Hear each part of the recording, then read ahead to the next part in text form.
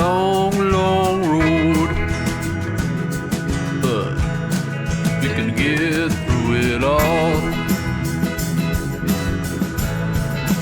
Turning point, recovery. Turning point, yeah. Good evening, and welcome to Navigating Your Turning Point, a podcast about recovery where we embrace multiple pathways to recovery. Because there's no wrong way to recover. Don't pick up. Go to meetings. Ask for help. Sound familiar? It is the mantra of AA, and asking for help is at the foundation of virtually every recovery program. Recovery is not a solo act. Not plugged in anywhere? Questioning if you might have a problem? Don't know who to call or where to go? Well, tonight's guest can answer those questions. Jeff? Tonight, we're talking a lot about reaching out. That's tonight's episode. So when we think about our podcast and the evolution that we've had, remember day one? Yes, I It kind of do. goes back to day one a little bit, right?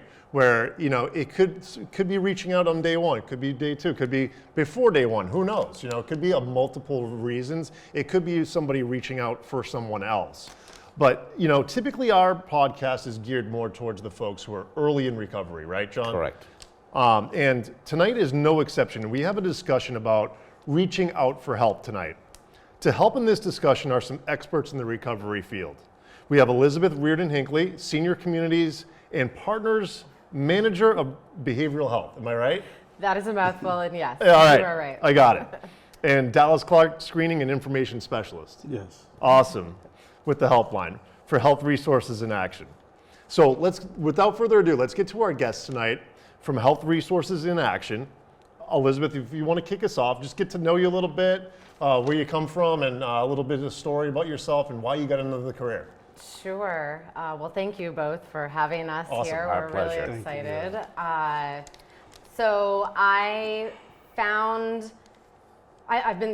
been in recovery for a little while now. I have an anniversary coming up on May 9th with 11 years of recovery, which is, for me, just really miraculous. Amazing. Awesome. Congratulations. So that feels good. And you know, when I came into recovery, I had not been in this field. I had not even thought about it. And about 7 years ago, I saw a posting about the helpline, and they were looking for someone to do outreach for the helpline. And I had never before been open about my recovery. It was something that I was still scared to share with folks. You know, I still had some shame around my use, and just didn't feel like I had good footing in it. But I took a leap of faith, and in my cover letter, I just wrote that I was in recovery. And I'm so grateful that I put myself out there like that. And, you know, I knew that job was mine. Like, I saw it, and I knew it. And really what it's been, and so I've been working for almost 7 years now doing outreach for the helpline, and we'll talk more about what that helpline is in a moment, but really sharing with communities all across Massachusetts, you know, how it can connect folks to the services that they need. Everything from harm reduction services, so if they're not yet in trying to actually make a change to stop using, to treatment, to recovery services like you all at Turning Point, and also supports for family members. And so this path, I mean, you all know, like, the journey of recovery, it keeps unfolding and just keeps getting better and better. And sometimes I just can't believe how big and full my life is today. And this position, this role at the helpline it's given me an opportunity to be of service to others. It's given me an opportunity to, you know, I guess, like, share my story in certain settings where it feels helpful to people, and those things that hurt me so much in the past, like, it feels useful today. And so I love the helpline and what it does for folks across the state, and I'm excited to share that with people today. Awesome. Well, thanks for sharing. Thank you. Awesome. So getting to know Dallas now, Dallas Clark, tell us a little bit about yourself and why you got into the recovery field. I start off with for the helpline, I work part-time, but I also work as a recovery coach. In the beginning of my recovery, I had a recovery coach along with a sponsor, a therapist. I did Vivitrol for the first 6 months. But recovery coaches stood out to me. And because it's open, like you said, right, is multiple pathways. And it wasn't just the drugs and alcohol I was dealing with. I just got out of prison. Part of my recovery is gun violence, so I was dealing with a lot of anger issues, mental health issues. So with my recovery coach, he was taking me to meetings, and he said one thing to me, start doing volunteer work. And I was living in the halfway house as well, so that's kind of embraced with how I met Elizabeth is at a Moore event, and I heard her speaking online on a stage. And I said, I gotta introduce myself to her. And I was only probably like a month and a half sober. But something she said that I gotta meet her. And one thing she came out to me, we started talking, and she mentioned about me being a champion. So that would kind of open my eyes up, and I was like, a champion. Nobody never said nothing like that, me being a champion. Now, mind you, right, I'm a month and a half sober, if that. I mean, we learn in addiction, we the most critics of ourselves, beating ourselves up. For somebody that don't even know me, a stranger, and we don't look nothing alike, come from two different, lifestyles, for her to call me a champion was big. Then she said, oh, where you from? I said, Springfield. And she was like, oh, I don't know too much about Springfield. So she was driving all the way to Springfield from Boston to meet me at a halfway house, and I started showing around Springfield, showing all the different groups and meetings that I went to. And one of my mentors is Alex Feliago, and I was going to one of his groups, which was an open discussion group, and he seen something in me, and he handed me the recovery coach application. And all these people that don't know me seen something and believed in me, have hope for me. My recovery coach showed me something different. Then when I started doing more volunteer work, doing more in the community, the something that was said to me that Alex said, once you put on a suit, you can't take it off. And he said, I'm not from here, but you from here, and you can influence others. Then I always was hearing the back of my grandmother when she said, when you make a mess, you gotta clean up your mess. So I started going back into the community, influence others, showing that change is possible. My recovery coach was that light when I was in our darkness, and I wanted to be that light in other people's darkness. So really my cool. first job I got was working as a peer specialist. And I was going through a program called ATR, and the facilitator said, man, and she heard me speak a couple of times in class. She said, don't you think I would do it? She noticed on my resume is a lot of warehouse hard work. She said, it's time to change your profession. I think you can make a difference in people's lives. And this was a lot of people telling me that. Starting with Elizabeth, starting with Alex, starting with my recovery coach. Now somebody else come along. So as a peer specialist, that's why I started as. And more doors just start opening up for me. The more I start doing volunteer work, doing champion work, being more involved in the community, more people start reaching out to me. How long ago, have you been in a mentor now and all that? How long? My sobriety date is in October of this year. It will be 6 years. Wow. It's amazing. And also, and I'm glad you mentioned that because I also do, I'm also the mentor for the sheriff department. So mind you, I told you I just got out of jail. Well, I had not just got out now, but I had just getting out of jail, living in a halfway house. In 2017, I got out by 2018. I also became a mentor for the sheriff department. So now I do volunteer work for the sheriff department. I got a Bible class I do inside the sheriff department. So That's pretty cool. somebody sees something in me. Yeah, that's awesome. Wow. It's apparently many other people saw a lot in you that maybe you didn't see in yourself at that point in your life, Dallas. And this sounds to me like this is your avocation. It is not a vocation. Thank you, I appreciate that. That's awesome, man. Can I just add one thing? Sure. I think, Dallas's journey has been so beautiful, and I've gotten to kind of watch it. And I think it's just true in recovery. there were people there before me who loved me when I could not love myself, and showed me that path and showed me that way. And it's been like, that's definitely been my experience. And you know, somebody did that for me, so we do it for other people now. Yeah, absolutely. It definitely is an evolution because John, I was still almost leaned a little too far back. You almost did there. Yeah, thank you for catching me. He gave me the eye, everybody. Yeah, it's an evolution because, I mean, John and I, we haven't even known each other a year. Nope. I think, and then when we met going to meetings at Turning Point, I've been a member of Turning Point for about 2.5 years. And 2.5 years ago when I walked through the doors and met Gerard, who's here tonight too, supporting us, who was here for day one, if he was to tell me then that, hey, you're gonna really be a part of this community, you're gonna be running one of our podcasts, I probably would have laughed at his face 2.5 years ago. Absolutely. And then when I first met you, John, and we were just, you know, I almost swore. When we were like having meetings and talking, and we had this kind of vision about doing the podcast, I think we would have laughed at each other if we thought this was actually going to come to fruition. So Yeah. I mean, it's pretty cool how things work out. You Yeah, know what I mean? Now definitely. we're meeting folks like you guys. It's just amazing to me. You know, so.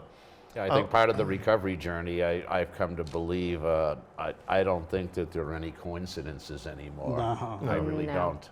No. I think, you know, everything is meant to be for a reason. Absolutely. And you look at it like certain people cross your path for a reason as well. Absolutely. So we're diving into reaching out for help now. Like we're centralizing this topic about folks who are thinking about it maybe. Maybe it's family members who are thinking about it for somebody else or a friend or a family member. Or maybe someone's forced into this by the law. You know, something is happening in their life and maybe they've, you know, maybe there's a situation going on. There could be a variety of different ways. We have the Massachusetts Substance Use Helpline, right? You got it. Okay. And they can call, for everybody listening out there, 1-800-327-5050. 24 hours a day, every day of the year. Perfect. Yep. All right, awesome. And like, even if it's for somebody else, they're going to get support too, right? Absolutely. I think it's really something that we should have the community kind of understand is that there's something out there. I think a lot of folks don't know where to start. They don't know where to go. And we hope that if you're listening to this, you have a place to go. You have a place to call right here in your state of Massachusetts. All right. So I guess we'll just kind of kick it off. Whoever wants to start is like, what are some of the questions that you get? Like, maybe like, I know you can't dive into specifics and things of that nature, but could you give us like just a little synopsis of like what you hear out there on that first call? Sure. I mean, I can start and then I'll Go pass ahead. it to you. Is that okay? Yeah. So, as you said, anyone can call us. Many of the folks who call us are looking for themselves. Okay. And they may be looking for a treatment bed. They may just be looking for, a recovery center or just anything if they're new in recovery. They may be a loved one worried about someone and just asking us questions. So we're both an information and referral line. So folks can call us and just ask questions. What is medication for, addiction treatment? What's Suboxone? How does that work? What is a Section 35? Whatever it may be. What is a recovery center? What happens there? And so our call takers can answer questions like that. And so folks don't need to be looking for something in particular when they call us. But we also give a lot of referrals. And so people may be asking, so some people call us and they're very clear about what they need. I need a treatment bed in this part of the state for this age and, for a male or a female or whatever it may be.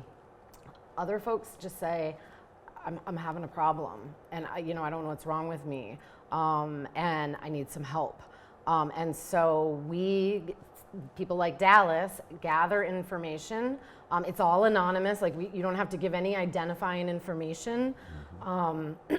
But just some basic information to understand kind of where you are, what drugs you may be using. We also, not to complicate it, but we also can help with problem gambling if that's an issue for folks. And then maybe where they are in the state. And then we try to give people a menu of options. So we would never tell anybody, now this is what you need to do. We say maybe what has worked for you in the past, what hasn't worked, and here are some options for you. Just out of curiosity, as I'm thinking about this, is this a hotline? Is this specific to Massachusetts, or is it for this particular region? It is for the entire state of Massachusetts. Okay. Yep. Anyone Awesome. can call.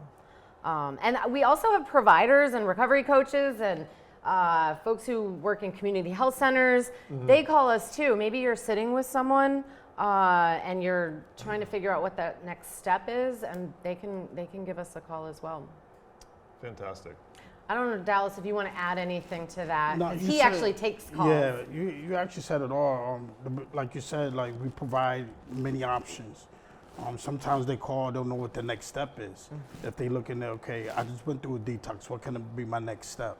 And different levels of care. Or they could look out. They could look for outside therapy, outside counseling. It don't always have to be a residential program. So there's different options that we can provide for them, and we, like Elizabeth is saying, provide them a menu because they don't know. In the beginning of my recovery, I didn't know what I was looking for, so they could call us and they say, "Hey, this is what I'm going through right now. What is other options?" Excuse me, I already did a detox. What can be my next step? And we could provide them a next step. Well, it sounds like an invaluable resource, kind of one-stop shopping, because when you start at the beginning, I didn't know where to go. I mean, should I go to a rehab? Where are the rehabs? What do they cost? How do I get there? And when I came out of the rehab, okay, I did detox. I went into a rehab and I came out. And my biggest fear and concern was I didn't have a maintenance program. I walked out the door and it's like, okay, what do I do next? And to be able to call somebody like you at that stage and say, help me. Okay, I've done the sobriety thing a little bit to a point, but now how do I really begin my long-term recovery and how do I stay sober? And we also connect them to the recovery community, right?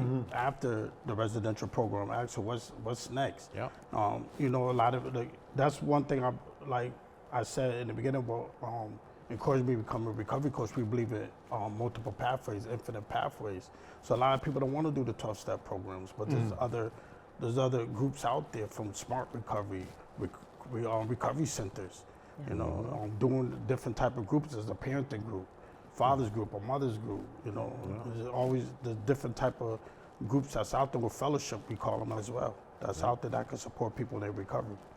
And we embrace that. I was going to say, Jeff, Turning Point, We that's embrace that. exactly I our embrace it philosophy. personally. I've learned so much doing this Yeah. podcast, about, harm reduction, moderation management. I'm AA, but to me that is just one tool in the toolbox. It is not the be-all and end-all, so I need several things to keep me in recovery. Absolutely. Go. What's next? I don't know. You have the question. What do we have in front of next? you. Well, let's see. I was stumbling there a little bit. Well, you know what? I'm looking at something and say, when someone calls the helpline for help, what kind of questions do you ask? What are some of the challenges you face? Let me simplify that. And, pick one, Dallas or Elizabeth. Walk me through what you would call a typical phone call. Just pick something that you may encounter on a regular basis, a typical phone call, and what they say and what you say and how that works. Typical one is somebody calling looking for a detox or withdrawal management. Okay. And, we ask them their age, we ask them where they live, what radius, because a lot of times if they live in a certain city, they might want to get out the city, so we could do a radius. We try to narrow it down best as possible so we could get their needs met. We ask them for the health insurance. If they don't have health insurance, we see if they look for state funded. And what else we ask for? We definitely ask them what's the substance, because we know a lot of certain substances don't start from detox. So if it's not a substance that you can detox from, a detox won't take you. we go to the next level of care, which could be a clinical, CSS, or residential. Okay. Again, we can ask for outpatient if that's what they're looking for, inpatient or outpatient. If it's something like alcohol, a lot of times I ask when the last time you drink to see how severe it is. When the last time you use, and and things like that, just to make sure that it's safe. Because remember, we're talking over the phone, right? So when I hang up the phone, I don't know what the state that individual was in. So I'll make sure they comfortable, and if their life is not at risk at all when I hang up that phone. Can I add one thing to that? Because you just made me think of this, that we have about 20 plus folks like Dallas who are our screening and information specialists, or the folks who pick up the phone. We also have some master's level clinicians who work with our helpline. Those folks supervise our screening and information specialists, but they also offer follow-up calls to every caller. So when Dallas is on the line with someone towards the end, he's going to say, like, would you like us to follow up with you? And they can decide, yeah, in a few hours or a few days. And then we can give them that emotional support and say, did you get what you needed? Did you get connected? And if not, let's look at it again. So I feel like that's we started doing that in the last few years. Yeah. The helpline's been around for over 25 years now. Thanks to BSAS funding, and we have really loved being able to follow up with people, because it can be scary when somebody may be in a very difficult point in crisis. We're not a crisis line, but we do handle some crisis calls. To not know kind of what's happening to them. So the follow-up is key. And then just the other thing I want to add is, there are these, what Dallas stated is right, like we try to gather this information to best give the referrals for what their needs are in that moment. But the real beauty of this helpline are the call takers themselves, who are just so skilled and so knowledgeable and so compassionate, and really try to build relationship with the callers over a very short period of time. We don't have a set time on our calls, so it can be a couple of minutes or it can be a half an hour. It really doesn't matter, but we want to make sure when that person gets off the line, they felt supported, that they have some hope that change is possible, that recovery is possible, and they make our helpline what it is, I think. Do you follow like a specific methodology for the helpline? Like, is it kind of just like situational, I guess, like depending on what the situation, what you're going to bring to the table for advice?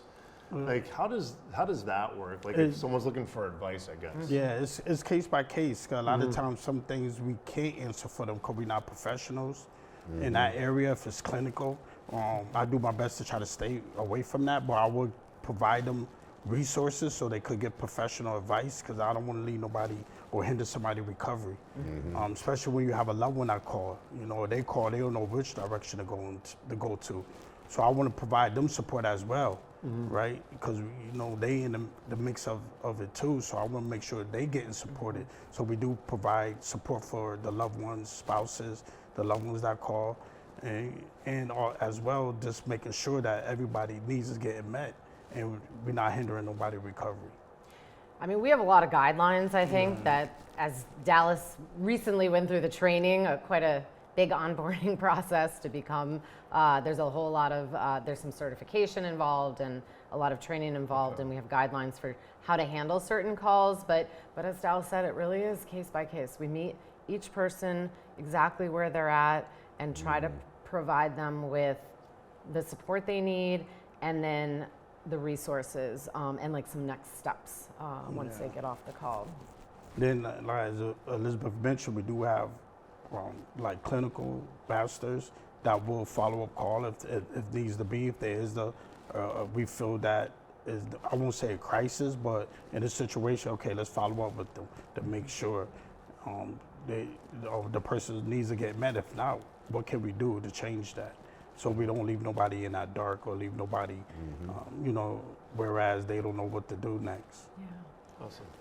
What percentage would you say, Dallas, of people ask for follow-up help, or that you take it upon yourself or one of your master's level clinicians to follow up? Well, probably Elizabeth probably can answer that because I'm I don't really know not what the sure. percentage Yeah. is.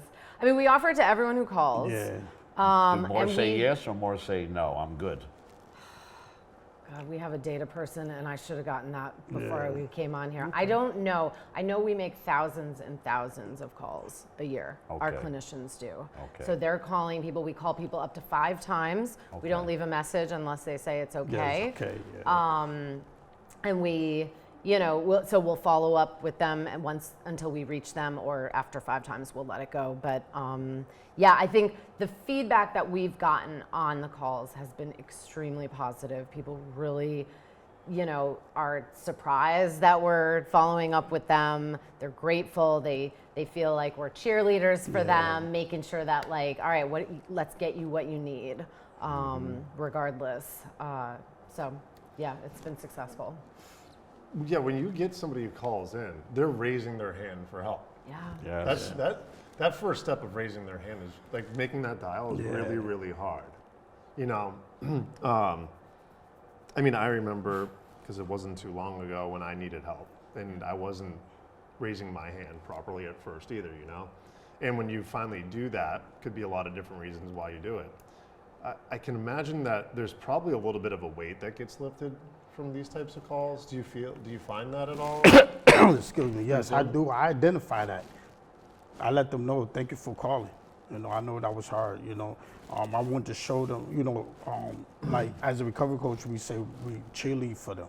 So I want to let them know you did something great because I know that phone weighed 1,000 pounds. I've been there. Sometimes I share a little bit of my story. I let them know I'm in recovery. And I give them a little. Okay, I'm talking to somebody that know what I'm going through, and I lift a lot of weight off of them as well. That's cool. And, we at certain times say, hey, I've been there, I'm in recovery, I get it. Even loved ones when they call, let them know, so they know I'm doing the best I can, and I'm providing our hope and believing in them. It's so hard to ask for help. It really is. And it's so hard because it feels like some sort of surrender, which it is, I think. And in my experience, I did not know how to ask for help for so many years, and it kept me, not receiving, alone and isolated. And I feel like everything in our culture tells us that we're supposed to succeed and win and, be okay. And asking for help means I can't do this by myself. I don't know how to do this, And what I found, and I feel like we've talked about this, Dallas, is when you actually, in my experience, when I surrendered, I felt like I gained so much. Like there was a power that flowed in, right? Yes. And you get to hear that on the line a lot, and support people through that really scary phone call, and admitting they can't do it alone. And the beauty of the helpline is there are people there who will pick the phone up 24 hours a day. We never close. Who can just really kind of talk through that with folks, and then tell them and here's where you can keep going. How many folks work for the organization? So with the helpline itself, we have a little over 20 call takers like Dallas. Okay. We have 2 right now. 2 we're hiring for another master's level clinician. And then we have data folks, we have communications and marketing folks, we have the outreach team.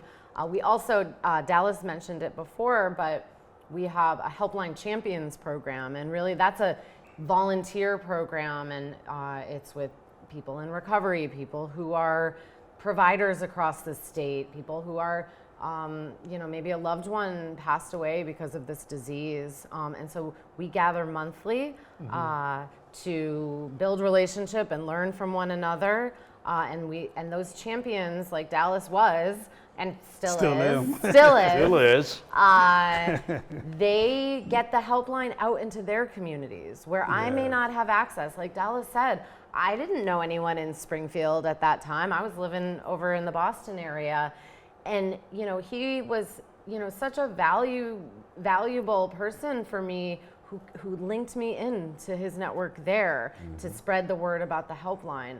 And it was just so powerful. And so that's what Helpline Champions across the state are doing now. And so we've got over 100 Helpline Champions across the state right now. It's a really great way to get involved in a community of folks who are really passionate about these issues. And I'm trying to think who else we have. We have a data person on the helpline. There's a lot of folks behind the scenes who go in to make this happen. And we started, I don't know, 27 years ago as a volunteer line. That was just very, you know, not 24 hours. And BSAS, the Bureau of Substance Addiction Services, has funded us now for 25 years to really be able to provide this service for folks. I'll also just add that we also have a website that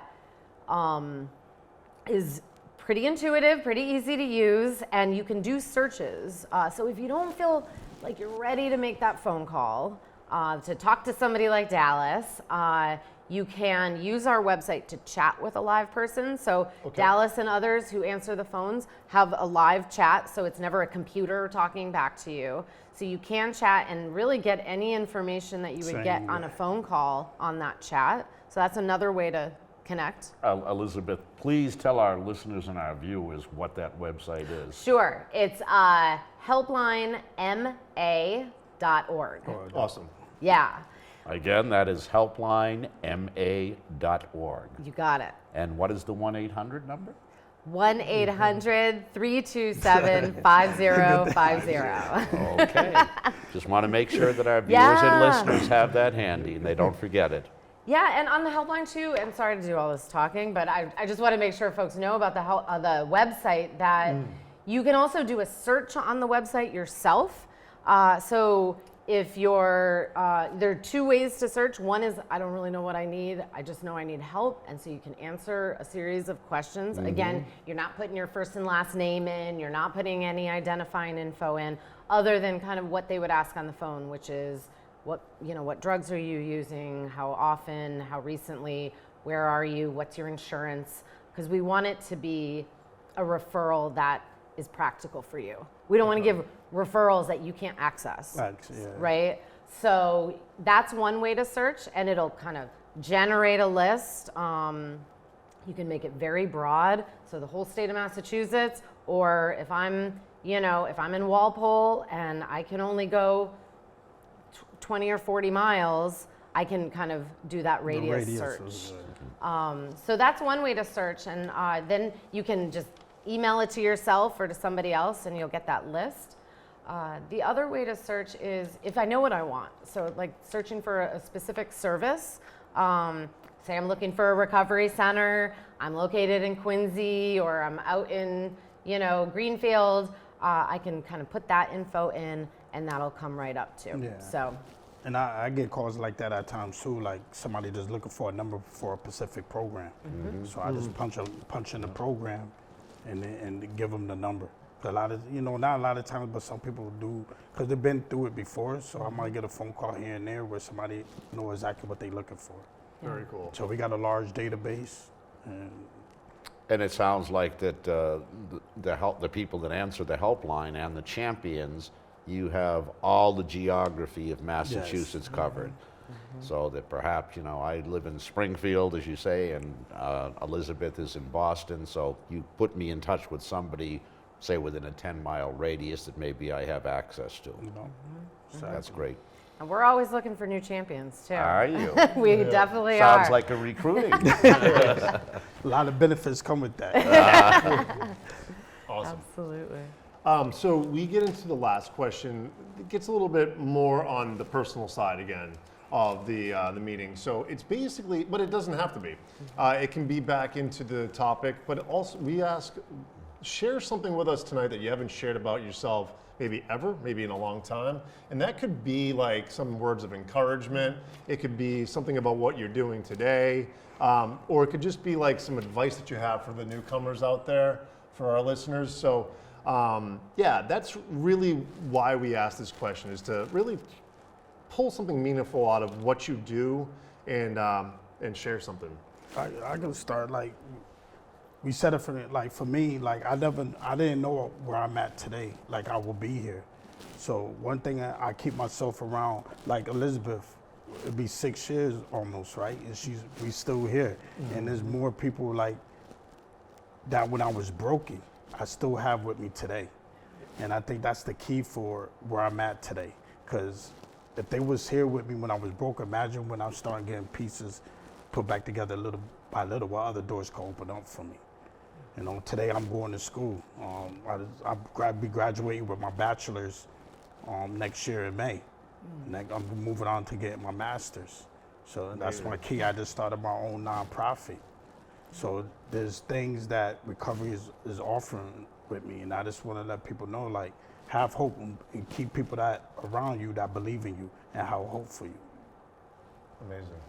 Oh man, how do I follow that? I swear, Dallas like never sleeps. I don't know how he does everything. But it's just amazing to see. I feel like I'm a pretty open book, so it's hard to share something that I've never shared. But I guess, you know, if I think about like learnings that I've had, it's kind of like what I was saying earlier around the surrendering actually like brings that power in. And I feel like throughout my recovery, that's what I found, that kind of everything I thought, you know, that like if I ask for help, like people are going to think badly of me, or like if I tell the truth about myself, I'll be rejected. And none of that has been true for me. You know, I was sharing with some colleagues earlier when I was talking about coming on the show, and I'm pretty open about my recovery, but not to this level. And I was thinking about it, and I've never opened up in my recovery about like the truth about myself and had it be negative. It's always gotten better. It's always opened up something bigger and more connection. And so for me, getting uncomfortable is important. If I stay comfortable, I'm not going to grow. And I know that I can walk through uncomfortability today. I really can. And in fact, it can be really, really beautiful for me. So. Really Thank cool. you for inviting me, Yeah. inviting both of us on today. And that's how networking works. I mean, it was Scotty who introduced you and I, and then now you guys are here today, and I'm sure, you know, as we get into more seasons, we'd love to have you guys back. I love that. And maybe we can go deeper into topics. That's what you and I were talking about before this, Elizabeth, and because there's so much that we would love to cover, but we can't capture it all in our meetings today. But you know, as John and I and the team, we start to develop these relationships. This is our first season. You know, we're just getting into this podcast thing, and I'm just having a lot of fun learning and having folks like you on. It's been awesome. Yeah, thank you. Thanks for having you guys for being here. Thank you so much for having us. Yeah. Yes. Again, let me just second that. Elizabeth, thank you very much for being here. Dallas, thank you as well very much for being here. Once again, I always learn something, and I learned a lot tonight from the two of you. I wish I had that program and that opportunity when I was back in the early stages in the throes of my alcoholism, and it wasn't available. I didn't know where to go, what to do. So, and I'll just say that I have been to many meetings where I have seen a young person, a very young person come in, and they will state openly, I'm here because I don't know if I have a problem. And that's, wow. You know, it's that pre-contemplation, contemplation stage. And now I know if I meet that person again, I'll say, here's a phone number. Here's something. Call these people. They can help. They can answer your questions. They can put you on the right path. I'll give you a choice for the path that you want to follow. We'll plug that number one more time. Go ahead. 800-327-5050 for the helpline. And the website was? www.helplinema.org. Perfect. Okay, cool. All right. All right, John. So we're wrapping up. We're wrapping up the season 2. Not tonight. We got one more episode. One for more episode. season 1. And then we take summer break? Summer break. Well, not really, because we're gonna do some events. We're gonna do some events. So we don't know exactly what that is yet. So we can't make any announcements yet. We're working with Gerard on something. Yes. We're maybe hoping to bring Pete down to help us out with maybe a meeting or an event that Turning Point's going to put on. So we'll probably do a couple things over the summer. That'll just be like kind of special events. But as far as episodes are considered, we'll pick back up in the fall. But the next one, our last one to wrap up the season, we are going to bring on the big dog, Corey. Yeah, the big dog. Our director of Turning Point. And we're going to let him finish up the season with us. And we're probably going to thank him for being the vessel for this podcast, for allowing us to be here and giving us this opportunity. So we will wrap up with episode 8 with him, and then special events, and we'll see you next season. Kind of deal. Sounds good. Awesome. So I guess that's it, folks. I just want to say goodnight to our viewers and our listeners out there, and thank you very much, and we will see you very soon. Good night. Hey, what's your tagline? I'm sorry. He called me on it, people. What's your tagline? You say it. My tagline is, it feels good to feel good.